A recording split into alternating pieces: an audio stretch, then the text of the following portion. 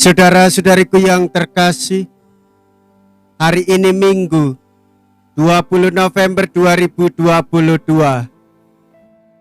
Saya Romo Siga dari Paroki Santo Stefanus, Surabaya. Dalam nama Bapa dan Putra dan Roh Kudus, amin. Gereja merayakan Hari Raya Yesus Kristus, Raja semesta alam. Tuhan, ingatlah akan daku apabila Engkau datang sebagai Raja. Mea culpa, mea culpa, mea maxima culpa. Marilah kita berdoa. Allah Bapa yang Maha Kuasa, kami bersyukur kepadamu karena diri Yesus Kristus Putra-Mu. Engkau berkenan memperbarui alam semesta yang telah rusak akibat dosa-dosa kami. Semoga kami senantiasa mengikuti bimbingan Putra-Mu itu, sebab Dialah Tuhan dan pengantara kami, yang hidup dan berkuasa bersama dengan Dikau dalam persatuan Roh Kudus, Allah sepanjang segala masa. Amin.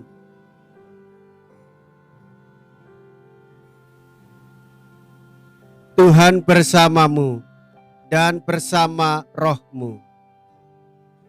Inilah Injil suci menurut Lukas.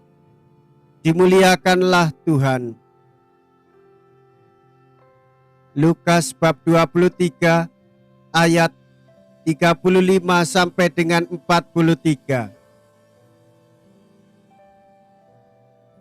Ketika Yesus bergantung di salib, pemimpin-pemimpin bangsa Yahudi mengejeknya. Orang lain ia selamatkan. Biarlah sekarang ia menyelamatkan dirinya sendiri, jika ia benar-benar Mesias, orang yang dipilih Allah. Juga prajurit-prajurit mengolok-olok dia. Mereka mengunjukkan anggur asam kepadanya dan berkata, "Jika engkau raja orang Yahudi, selamatkanlah dirimu." Ada juga tulisan di atas kepalanya, "Inilah raja orang Yahudi." Salah seorang dari penjahat yang digantung itu menghujat Yesus, katanya, "Bukankah engkau Kristus? Selamatkanlah dirimu sendiri dan kami." Tetapi penjahat yang seorang lagi menegur dia, katanya, "Tidakkah engkau takut juga tidak kepada Allah? Padahal engkau menerima hukuman yang sama. Kita memang selayaknya dihukum, sebab kita menerima balasan yang setimpal dengan perbuatan kita. Tetapi orang ini tidak berbuat sesuatu yang salah." Lalu ia berkata kepada Yesus, "Yesus, ingatlah akan daku apabila engkau datang sebagai Raja." Kata Yesus kepadanya, "Aku berkata kepadamu, sesungguhnya hari ini juga engkau akan ada bersama-sama aku di dalam Firdaus." Demikianlah sabda Tuhan. Terpujilah Kristus. Sudah, Yesus adalah Raja di dunia. Demikian pula Yesus adalah Raja di dalam hati kita.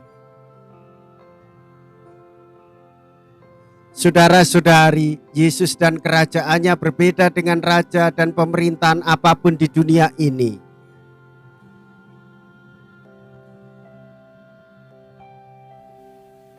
Gelarnya tidak berasal dari dunia, melainkan berasal dari Allah.